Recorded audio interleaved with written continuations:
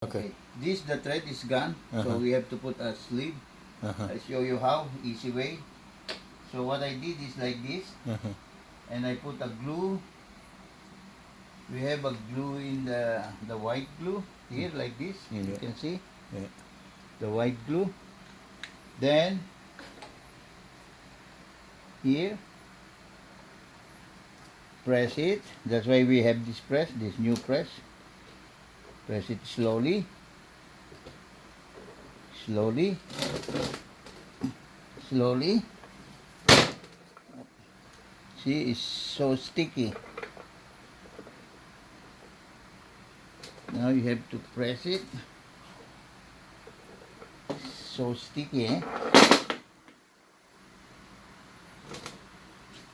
Press it.